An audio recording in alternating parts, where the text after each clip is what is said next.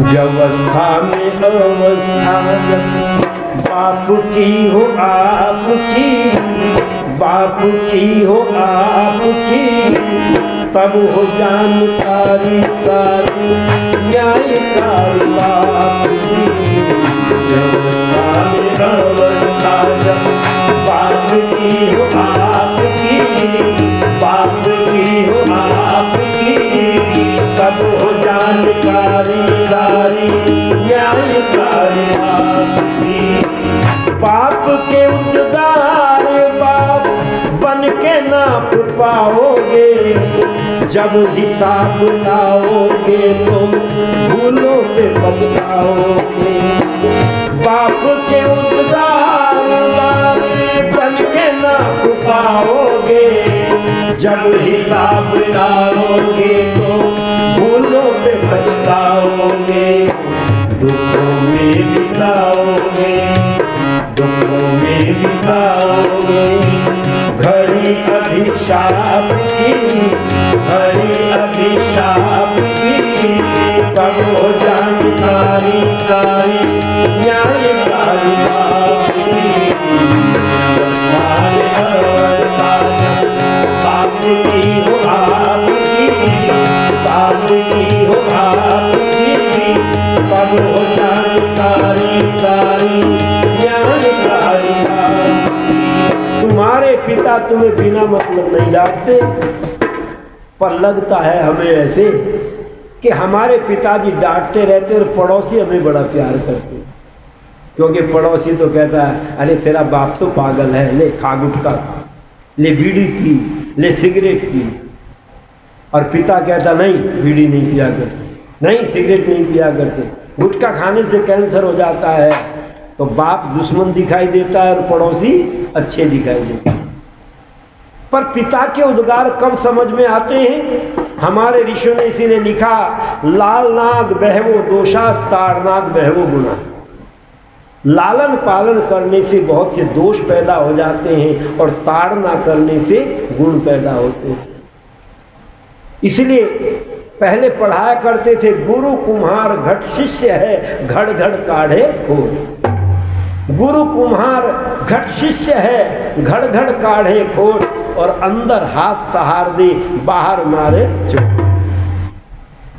कुम्हार की तरह से पिता अपने पुत्र का निर्माण करना चाहता है, उसको अच्छा बनाना चाहता है। जैसे कुम्हार एक हाथ अंदर रखता है घड़े के और बाहर से थपकी से चोट मारता है, अंदर का हाथ निकाल ले और चोट मारे तो भी घड़ा नहीं बनेगा, और अंदर हाथ दिए रखे बाहर चोट न मारे तो भी घड़ा नहीं बनेगा। दोनों जब क्रिया एक साथ होती हैं तब घड़े का निर्माण होता है। पर हम अपने पिता को दुश्मन समझ लेते हैं। एक आपने कथा सुनी होगी, एक नौजवान था जिसका नाम था भारवी। उसके पिताजी कहा करते थे, बेटा पढ़ो, विद्या ही आभूषण है, विद्या ही रत्न है, विद्या से ही धन की प्राप्ति होती है, विद्या से ही सुख की प्राप्ति होती है। बेटा तुम बहुत बड़े विद्वान बनो, मेरी कामना है, मेरी इच्छा है, तुमसे बड़ा विद्वान संसार में कोई न रहे। जब ये उपदेश दिया करते थे तो एक दिन भारवी को बड़ा बुरा लग गया।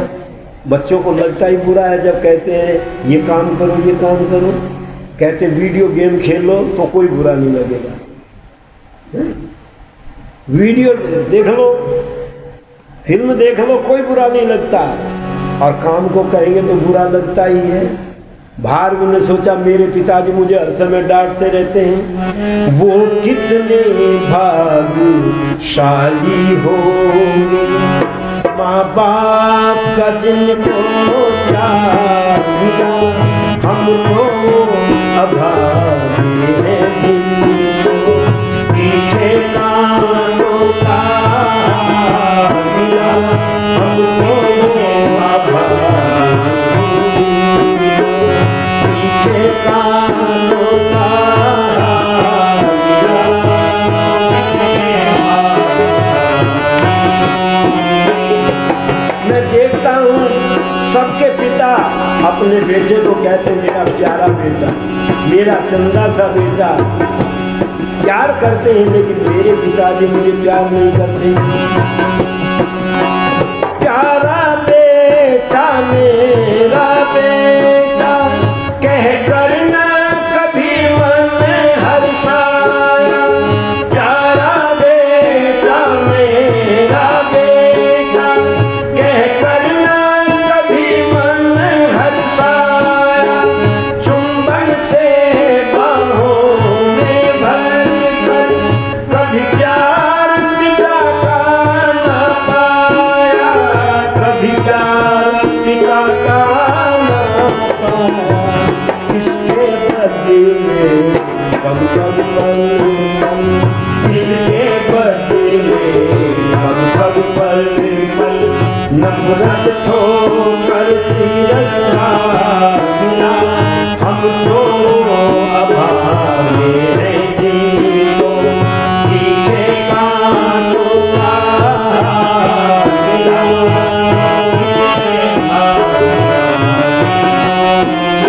और ये भी नहीं कि मैं पढ़ता लिखता नहीं हूँ, मैं बहुत मेहनत से पढ़ता हूँ। विद्यालय में कभी फेल भी नहीं हुआ हूँ, पास भी अच्छे नंबरों में होता हूँ, पर फिर भी पिताजी मुझे डांटते रहते हैं। विद्या व सुशिक्षा की मेरी उन्नति से न हुए प्रसन्न पिता। विद्या व सुशिक्षा की मेरी उन्नति से न हुए प्रसन्न पिता। मेरी शोहरत व प्रशंसा को सुनकर भी रहते खिन्न पिता। सुनकर भी रहते खिन्न पिता। उत्पीड़न ताड़न के साथ साथ, उत्पीड़न ताड़न के साथ साथ अति कटु व्यवहारिणा को अभागे हैं जिनको तीखे कांटों का मिला।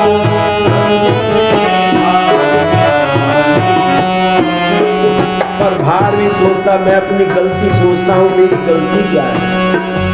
मैंने कभी पिता की आज्ञा का उल्लंघन नहीं किया, मैंने कभी फेल नहीं हुआ विद्यालय में, अच्छे नंबरों में पास होता हूँ। पर किस कारण से पिताजी मुझे डांटते रहते हैं, मुझे वो अपराध अभी समझ में नहीं आया।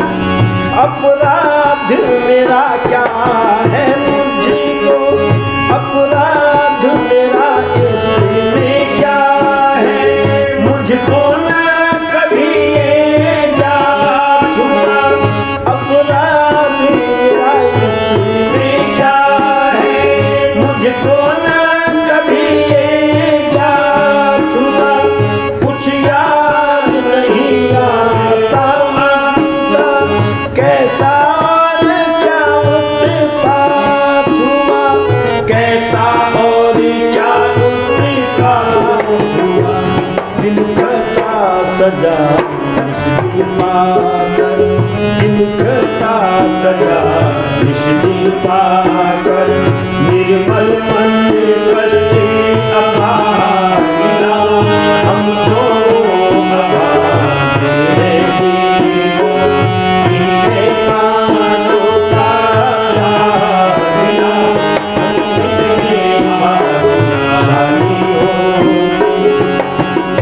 सोचता है मेरा क्या अपराध है। देखो, बच्चे को उसकी गलती का आभास कराओ।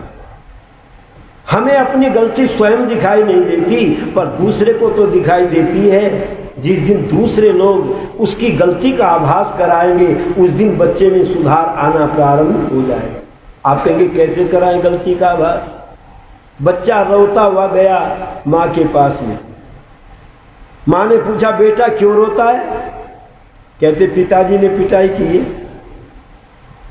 तो माँ कहती है छूटते ही, तेरे बाप के हाथ में तो लोहा लगा हुआ है, ये तो हर समय मारते पीटते ही रहते हैं, इन्हें तो बच्चे के दुश्मन दिखाई दे रहे हैं। एक भगवान ने एक तो बच्चा दिया, इसी को मारना चाहते हैं, पता नहीं कसाई बन गया है बिल्कुल। अच्छा बताओ, फिर बच्चा अपने पिता को पिता समझेगा या कसाई समझेगा? और ये अनुभव मैंने कर रखा है। मैंने एक बच्चे से बात की, वो कहता मेरा बाप तो कसाई है, हर समय डंडा उठाए खड़ा रहता, मारता रहता है, कसाई समझता है। पर अगर माँ समझदार है, कहती नहीं बेटा तेरे पिताजी तो देवता हैं, वो तो जब बाजार जाते हैं तेरे लिए सेब लाते हैं, अंगूर लाते हैं, केला लाते हैं, रसगुल्ले लाते हैं, पेड़ा लाते हैं, तेरा बड़ा ध्यान रखते हैं। आज तूने जरूर कोई गलती की है जिस वजह से तेरी पिटाई हुई। बच्चा सोचेगा मैंने कौन सी गलती की है ऐसी जिसके कारण मेरी पिटाई हुई। बच्चे को उसकी गलती का आभास होने दो। पर माँ तो उल्टा पाठ पढ़ाती है, समझती है माँ मैं ज़्यादा प्यार करती हूँ बच्चे से और पिता प्यार नहीं करता। पर अगर बच्चा रोता हुआ गया पिता के पास में और पूछा, पिता ने बेटा क्यों रोता है, कि माँ ने पिटाई की है, तो पिता भी कम नहीं है, पिता भी कहता अच्छा अब तेरे से भी लड़ने लगी। जब शादी हुई तो मेरे से लड़ना शुरू कर दिया, मेरे से लड़े से पेट नहीं भरा तो पड़ोसियों से लड़ने लगी, अब तेरे से भी लड़ना शुरू कर दिया। ये तो पता नहीं किस घर की खानदान की आ गई, इसने तो नरक बना दिया जीवन। अच्छा बताओ फिर बच्चा माँ से स्नेह करेगा, माँ को सम्मान देगा? पर यदि पिता कहता नहीं बेटा तेरी माँ तो देवी है, तेरी माँ तो लक्ष्मी है, तुझे मारा है, तूने जरूर कोई गलती की है। अरे जब तू स्कूल से आने में देर कर देता है तो दरवाजे पर खड़ी रहती है, मेरा बेटा नहीं आया, जरा देख कर के आना कहाँ रह गया, तेरे बिना वो पानी तक नहीं पीती, और तू कहता मारा है, तूने जरूर कोई गलती की। जिस दिन बच्चे को गलती का एहसास हो जाएगा, बुरे को जब न हो एहसास खुद अपनी बुराई का, बुरे को जब न हो एहसास खुद अपनी बुराई का, ठिकाना फिर नहीं रहता है उसकी बेहयाई। अच्छा बताओ इन्हीं कारणों से घर नरक बना हुआ है, स्वर्ग बना हुआ है। मैं आपको बीमारी भी बताना चाहता हूँ और उसकी दवाई भी बताना चाहता हूँ, क्योंकि दवाई अगर ढूंढना चाहते तो वेद के अंदर सब मर्जों की दवाई मिल जाए। पर क्या करें, हमने वेद को पढ़ाए नहीं, हमने तो भागवत कथा सुनी जहाँ और चीज़ें सुनाई गई, पर जीवन का स्वर्ग कैसे बने ये नहीं समझ में आ रहा। अब देखो भारवी सोचने लगा मेरी क्या गलती है, अपनी गलती महसूस नहीं हो रही है भारवी को, पिता की गलती निकाल रहा है। पिताजी मुझे डांटते रहते हैं और कहते इस पिता से कब पीछा छूटेगा मेरा। विचार करने लगे, पर ऋषियों ने तो कहा है अगर कोई बुराई भी करता है तो उसको अपने पास में रखो, निंदक नियरे राखिए आंगन कुटी छवाए, बिन पानी साबुन बिना उज्जवल करे सुभाए। एक दो निंदक को अपने पास रहने दो। जैसे ऋषि दयानंद जी महाराज को एक साधु रोज गाली दिया करता था आकर के, ऋषि दयानंद कुछ नहीं बोलते थे, अपने स्वाध्याय में लगे रहते थे। वो अपना टेप रिकॉर्डर बजा करके चला जाता था, कैसेट पूरी की और चला गया। बहुत दिन हो गए गाली देते देते देते ऋषि दयानंद सुनते रहे। पर एक दिन एक सज्जन फल लेकर के आए और ला करके स्वामी जी के सामने रखे, लो महाराज ये फल लाए।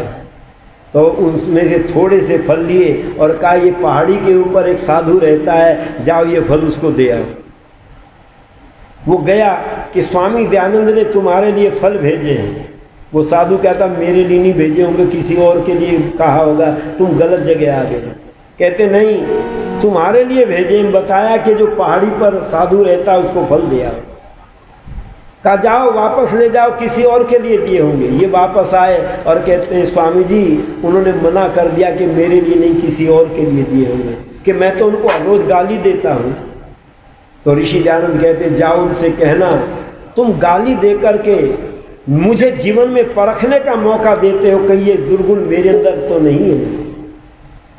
मैं अपने जीवन को निखारता हूँ, देखता हूँ ये गुण मेरे अंदर हैं, दुर्गुण मेरे अंदर हैं या सद्गुण मेरे अंदर हैं। मैं अपने जीवन का परीक्षण करता हूँ और तुम पुरुषार्थ करते हो, परिश्रम करते हो, गाली देते हो मुझे, ये फल तुम्हारे लिए भेजे।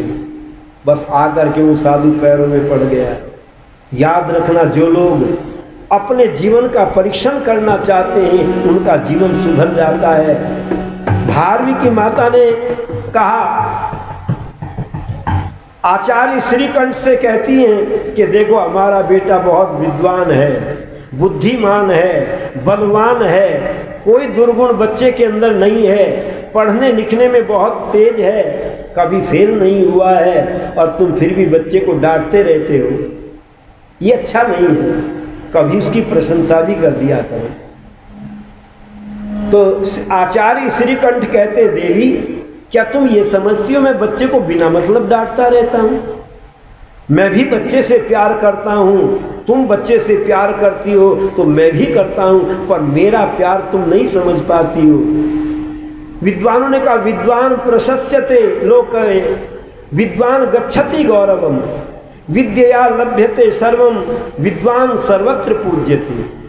जो लोग विद्या को प्राप्त कर लेते हैं उनका गौरव बढ़ता है, उनकी संसार में प्रशंसा होती है और उनकी संसार में पूजा होती है। विद्वान सर्वत्र पूज्यते, विद्वानों की सर्वत्र पूजा होती है। इसलिए देवी मैं चाहता हूँ मेरा पुत्र सबसे बड़ा विद्वान बन जाए, मेरे पुत्र का कोई मुकाबला न कर सके। अगर मेरा बेटा मूर्ख रह गया तो उसका पाप मुझे लगेगा, क्योंकि विद्वानों ने कहा, माता शत्रु पिता वैरी, येन बालो न पाठित न शोभते सभा मध्य हंस मध्य बको। वो माता पिता शत्रु हैं और गाली किसको लगती है? माता पिता को लगती है।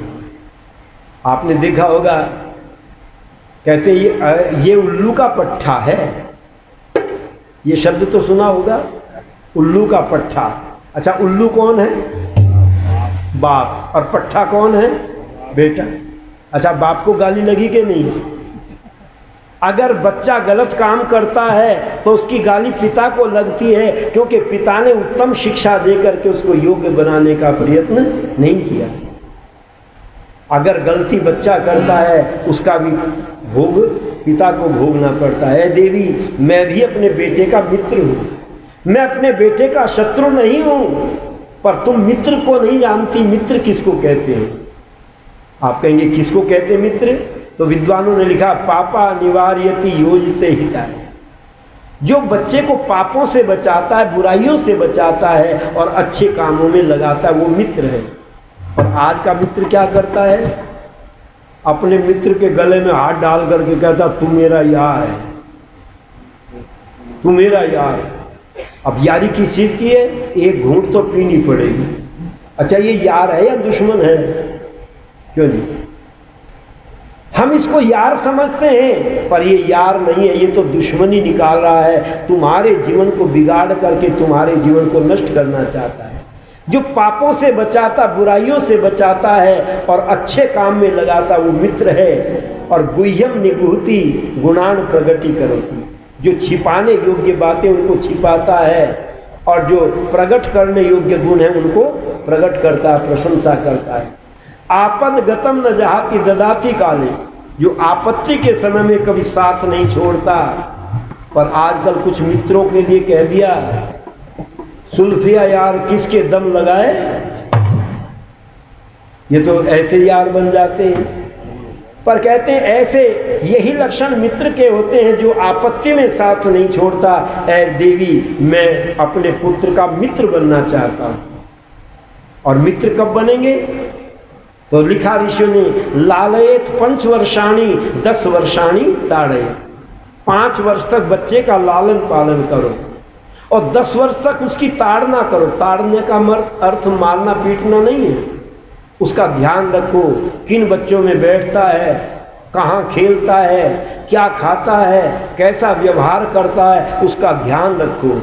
क्योंकि बनने बिगड़ने की जो अवस्था होती है 5 वर्ष से लेकर के 10 वर्ष तक होती है। और जब 16वां वर्ष लग जाए तो पुत्रम मित्रम और इव आचर्य। उसको फिर अपना बेटा मत समझो, उसको मित्र समझो। जैसे मित्र से परामर्श लेते, सलाह लेते हैं, बात करते हैं, ऐसे ही पुत्र के साथ में व्यवहार करो। अच्छा बताओ, ये व्यवहार करेंगे तो घर स्वर्ग बनेगा या नरक बनेगा? आचार्य श्रीकंठ कहते, देवी तू भी मुझे नहीं समझ पाई, मेरा बेटा तो मुझे समझता ही नहीं है, पर तू भी मुझे नहीं समझ पाई, मैं मित्र हूँ या शत्रु हूँ? कि यूं बोल उठे ब्रह्म ज्ञानी, मेरे दिल की व्यथा न जान। मेरा बेटा परम श्रेष्ठ है, लाखों में लासानी। बोल उठे ब्रह्म ज्ञानी, मेरे दिल की व्यथा न जान। बोल उठे ब्रह्म ज्ञानी, मेरे दिल की व्यथा न जान। मेरा बेटा परम श्रेष्ठ है, लाखों में लासानी। बोल उठे ब्रह्म ज्ञानी, मेरे दिल की व्यथा न जान। ऐ देवी, तुम अपने बेटे को सुखी देखना चाहती हो, मैं भी अपने बेटे को सुखी देखना चाहता हूँ, पर मेरा सुख अलग है, तुम्हारा सुख अलग है। तुम चाहती हो मेरे बेटे को कोई कुछ ना कहे, डांटे नहीं, धमकाए नहीं, मारे नहीं, पर मेरा सुख क्या है? मैं चाहता हूँ मेरा बेटा सबसे बड़ा विद्वान बन जाए, और इसीलिए मैं प्रयत्न करता हूँ। हो पूर्ण विद्वान भारवी, मेरी ये अभिलाषा है। हो पूर्ण विद्वान भारवी, मेरी ये अभिलाषा है। इसीलिए तारण करता हूँ, जीवन की यही आशा है। इसीलिए तारण करता हूँ, जीवन की ये आशा है। भीतर प्यार का सिंधु उमड़ता, बाहर कठोर पानी। बोल उठे ब्रह्म ज्ञानी, मेरे दिल की व्यथा न जान। बोल उठे ब्रह्म ज्ञानी, मेरे दिल की व्यथा न जान। मेरा बेटा परम श्रेष्ठ है, लाखों में लासानी। बोल उठे ब्रह्म ज्ञानी, मेरे दिल की व्यथा न जान। ऐ देवी, अपना तो सारा जीवन गरीबी में बीत गया, मुसीबतों में बीत गया, पर मैं अपने बेटे को गरीब नहीं देखना चाहता। पर ये तो आप भी चाहते, बेटे को गरीब नहीं देखना चाहते, पर क्या करते? कमा कमा करके बैंक में भरते। मेरे बेटे को कमी न रहे किसी बात की, पर याद रखना, अगर बेटा शराबी बन गया तो बैंक के पैसे को रहने देगा। इसीलिए लिखा, पूत सपूत तो क्यों धन संचय, और पूत कपूत तो क्यों धन संचय। इसलिए देवी, मैं बेटे के लिए पैसे जमा नहीं करना चाहता, पैसे इकट्ठे नहीं करना चाहता, मैं तो वो धन देना चाहता हूँ, विद्या देना चाहता हूँ। जहाँ भी मेरा बेटा जाएगा वहीं से चैक बुनाएगा। आप कहेंगे कौन सी विद्या है? इसका पता मुझे एक दिन अनुभव हुआ। एक दिन मैं रेलगाड़ी में बैठा तो मेरी जेब काट ली, जेब कतरों ने। अब पैसे रहे नहीं, जाऊं कहाँ? जहाँ तक का मेरा टिकट था मैं वहीं उतर गया। अब आगे जाने के लिए पैसे नहीं। मैंने देखा एक मंदिर है सामने ही, हमने सोचा थोड़ी देर यहीं आराम करेंगे, तो वहाँ माइक लगा रहे, तैयारी कर रहे हैं। हमने कहा जी क्या बात है, कैसे तैयारी चल रही है? कहते जी कीर्तन होगा। अब कीर्तन शुरू हुआ, मैंने कहा जी एक गीत मैं भी सुना दूँ? कहने लगे जी हाँ ये तो और भी अच्छा है, आप भी सुनाओ। मैंने रामायण के कुछ प्रसंग सुनाए, लोगों ने मेरे बाजे पर नोट रखने शुरू कर दिए। मैंने उठा करके और नया टिकट लेकर के आगे को निकल दिया, चल दिया। तब समझ में आई, विद्या जहाँ भी तुम्हारे पास में होगी वो गरीब नहीं रहने देगी, वो तुम्हारी आवश्यकताओं की पूर्ति करेगी। और बैंक में कितना विदेशी लोग आते हैं भारत में, बहुत पैसे लेकर के आते हैं, पर जब भारत से लौट करके जाते हैं अपनी घड़ी बेच करके जाते हैं, कैमरे बेच करके जाते हैं। क्यों? क्योंकि जाने के पैसे नहीं रहते। उस दिन मेरी समझ में आया कि अपना सारा जीवन बीता निर्धनता कंगाली में, अर्थ करी विद्या प्रीति रहे सदा खुशहाली में। यही साधना यही कामना भावना सुख विश्रामी। बोलते ब्रह्मज्ञानी मेरे दिल की व्यथा न जानी। बोलते ब्रह्मज्ञानी मेरे दिल की व्यथा न जानी। दुनिया में विद्वान दुनिया में विद्वान हमेशा हर जगह पूजे जाते हैं, राजा और महाराजा भी चरणों में शीश झुकाते हैं, पाते हैं सत्कार सदा रहती है अमर शानी। बोलते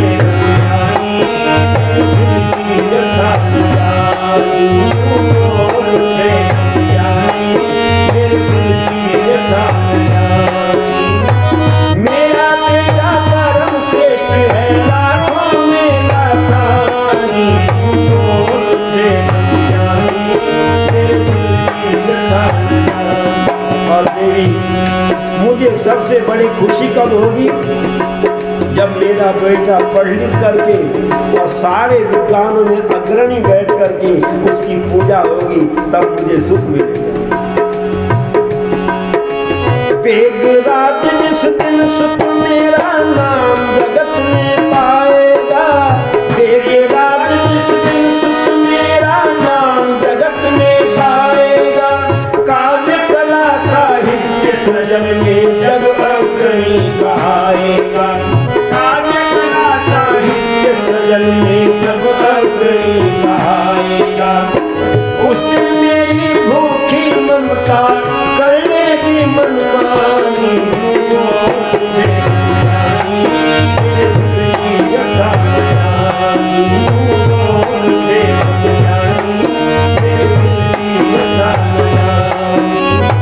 मेरा बेटा परम श्रेष्ठ है लाखों में लासानी, बोलते मेरे दिल की व्यथा। और वाकई में जब बेटे की प्रशंसा होती है तब पिता को जो आनंद मिलता है उसका वर्णन नहीं किया जा सकता। मेरे पिताजी 97 साल के होकर के गुजरे और वो भी उनको चोट लग गई, जो नहीं तो शतक लगाते पूरे 100 वर्ष कर देते। पर एक दिन मैंने उनका यज्ञ में सम्मानित उनको दिया, सम्मानित किया, यज्ञ किया अपने घर पर और सारे रिश्तेदारों को बुलाया। उनका जब सम्मान रखा तो बम्बई में मुझसे पूछने लगे, आप अपने पिताजी को ऐसी क्या चीज़ खिलाते हैं जो इतनी आयु हो गई उनकी? मैंने कहा मैं कुछ नहीं खिलाता, मैं इतना धनवान नहीं हूँ जो बादाम किशमिश छुआरे मुनक्का उनको खिलाऊँ। सादी रोटी जैसी हम खाते हैं ऐसी वो खाते हैं, पर हाँ एक चीज़ जरूर उनको मिलती है। पूछा क्या? मैंने कहा मेरे पिताजी की भावना थी ये मेरा बेटा भजनोपदेशक बन करके आर्य समाज का पंडित बन करके आर्य समाज का प्रचार करे, और हमने भी पंडित बनने की ही सोची, नहीं तो लोग 2-2 गीत सुना करके अपना काम चलाते हैं। पर नहीं, हमने प्रण किया हम आर्य समाज के वैदिक सिद्धांतों का ही प्रचार करेंगे, चाहे हमें कोई बुलाए न बुलाए, पसंद करे न करे, हम आर्य समाज के सिद्धांतों पर ही बोलेंगे। और मैंने कहा जब बम्बई, कलकत्ता, मद्रास, बड़े बड़े शहरों के पत्र जाते हैं, उस समय लेटरी चिट्ठी जाती थी, फोन तो थे नहीं। कहते हैं जब उन पत्रों को पढ़ते हैं तो जो आनंद उनको उन चिट्ठी पढ़ने में मिलता है वो रसगुल्ले में भी आनंद नहीं आता। और मैंने उसका दूसरा रूप भी देखा। एक दिन मेरी कुछ तबीयत सी गड़बड़ थी, एक कार्यक्रम आया, मैंने कह दिया पिताजी मैं इस कार्यक्रम पर नहीं जाता, मेरी कुछ तबीयत ठीक नहीं है। तो उस दिन शाम को खाना तो खाया, पर जैसा खाना चाहिए था वैसा नहीं खाया। मैंने कहा पिताजी तुम्हारी भी तबीयत कुछ खराब है क्या? कहते नहीं बेटा मेरी तबीयत ठीक है। मैंने उनके चेहरे को देखा, उनको दुख महसूस हो रहा था, इसने कार्यक्रम को मना क्यों कर दिया। तब से मैंने कसम खाई भले चाहे कितनी भी तबीयत खराब हो, मैं कार्यक्रम को मना नहीं करूँगा। और जब तक पिताजी रहे तब तक मैंने कार्यक्रम को मना नहीं किया। अरे पिता की भावनाओं को जिस दिन समझ जाओगे, पढ़ लोगे, उस दिन घर स्वर्ग बन जाएगा। और जिस दिन पिता की भावना को नहीं समझोगे, उल्टा चलने का प्रयत्न करोगे, उस दिन घर नर्क बन जाएगा। बस ये सुनना था। 12वीं दरवाजे के बाहर खड़ा हुआ, रात में, अंधेरी रात में तलवार लेकर के खड़ा हुआ था। आज मैं पिताजी को जान से मार दूंगा तो मेरी निंदा करने वाला कोई नहीं बचेगा। और जब भारवी ने ये शब्द सुने कि मैं अपने बेटे को सबसे बड़ा विद्वान देखना चाहता हूँ, मैं अपने बेटे की प्रशंसा चाहता हूँ, मैं अपने बेटे का मान चाहता हूँ और मैं चाहता हूँ मेरा बेटा सबसे अग्रणी रहे, तो तलवार छूट गई हाथ में से और आकर के पिताजी के पैर पकड़ लिए और पैर पकड़ करके कहता, पिताजी मुझसे पाप हो गया। कहा, बेटा कौन सा पाप हो गया? कि मैंने मन सा पाप कर लिया है। आप मुझे निंदा करते रहते थे, मुझे ताड़ना करते रहते थे, मैंने संकल्प ले लिया मैं तुम्हें जान से मार दूंगा, पर आज पता चला आप मुझसे कितना प्यार करते हैं। भारवी के पिता आचार्य श्रीकंठ कहते, बेटा अगर मैं भी तेरी प्रशंसा करना शुरू कर देता तो सारी दुनिया के लोग तो तेरी प्रशंसा कर ही रहे थे, मैं भी तेरी प्रशंसा करता तो तुझे अभिमान हो जाता, घमंड हो जाता कि मेरे जैसा कोई विद्वान नहीं है।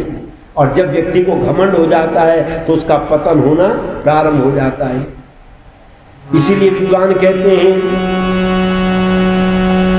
कि जिस दिन घमंड अपने सर से उतार देगा, उस दिन तुझे विधाता अनमोल प्यार देगा।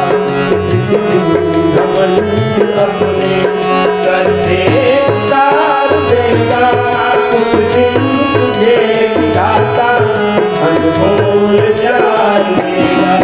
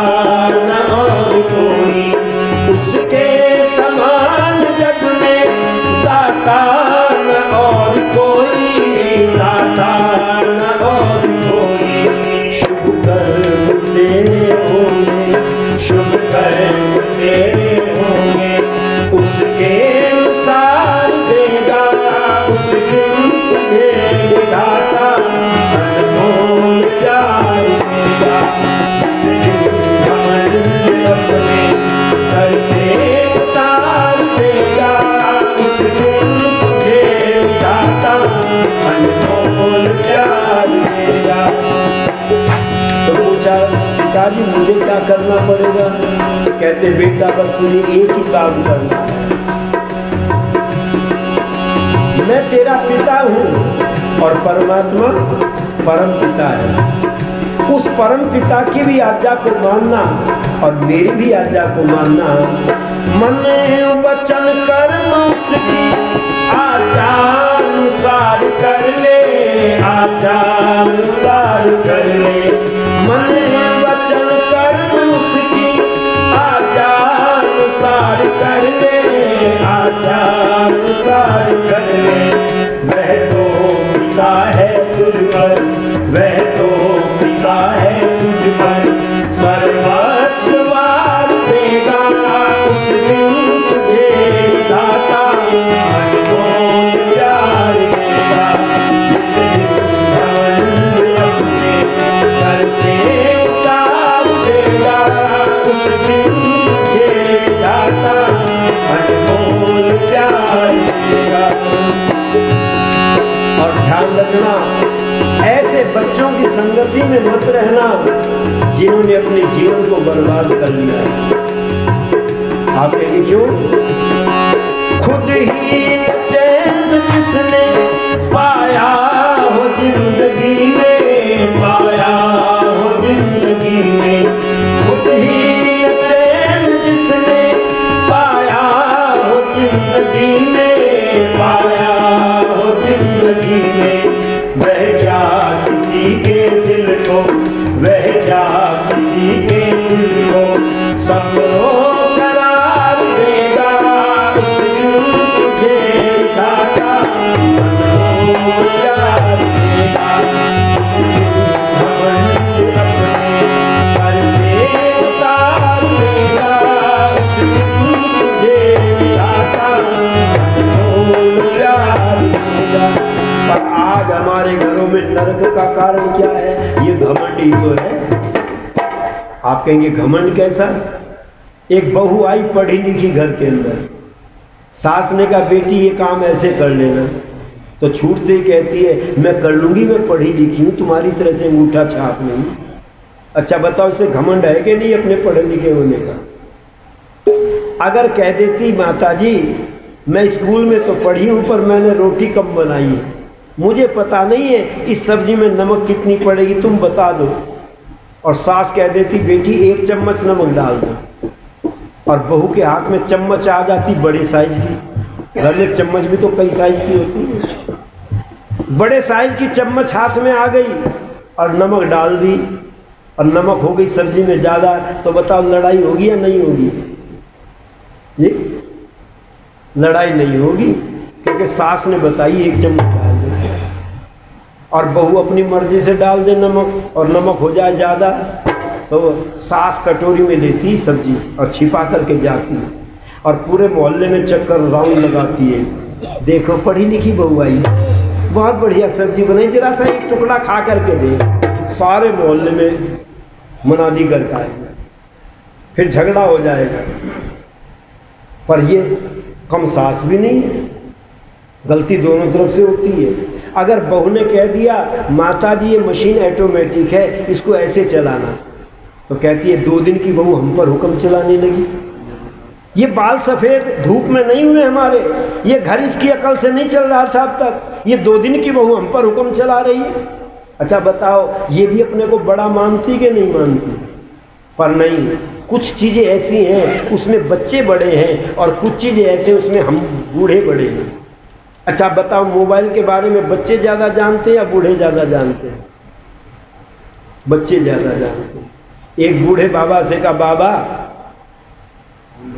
ये फ़ोन बज रहा है तुम्हारा, अब वो बज करके बंद हो गया, कहने लगे बेटा देखना कहाँ से फ़ोन आया है। मैंने कहा आप नहीं जानते? कहते बस मुझे तो ये बता रखा ये बटन दबा कर सुन लेना, बस मैं तो इतना जानता हूँ। मैंने एक बच्चे को बुलाया, बेटा देखना इसमें ये फ़ोन कहाँ से आया। छोटे से बच्चे ने कहा ये मिस कॉल हैं, ये इनकमिंग कॉल हैं, ये आउटगोइंग कॉल हैं, ये मैसेज पड़े हुए, इससे फ़ोटो खींचता है, सारा जरा सी देर में ऑपरेशन कर दिया फ़ोन का। अच्छा बताओ बच्चे जानते कि नहीं?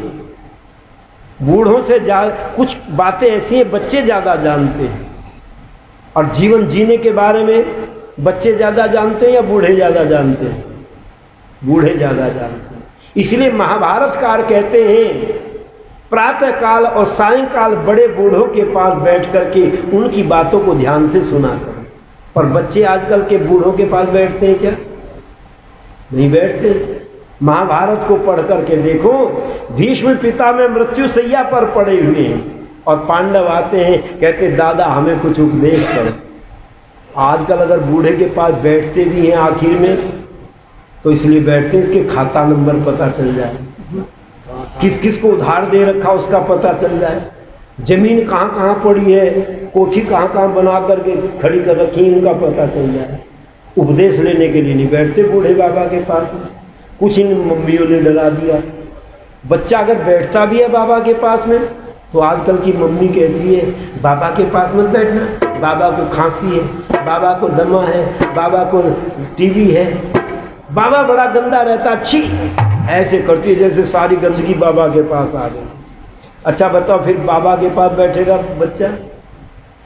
पर महाभारतकार कहते हैं बड़े बूढ़ों के पास में जो ज्ञान है वो किसी पुस्तक में नहीं मिलता, वो किसी विद्यालय में नहीं दिया जाता, वो किसी लाइब्रेरी में नहीं मिलेगा, अगर मिलेगा तो उन्हीं के पास मिलेगा। इसलिए बड़े बूढ़ों के पास बैठ करके उनकी बातों को ध्यान से सुना करो। अपने को ये मत समझना हमने इतनी डिग्री प्राप्त कर ली है, PhD कर ली है, अब ये बूढ़े क्या बताएंगे हमको। नहीं, जिस रास्ते पर तुम चलना चाहते हो उस रास्ते पर उन बूढ़ों ने चल कर के देख लिया है, इसीलिए उनकी बातों को ध्यान से सुनना।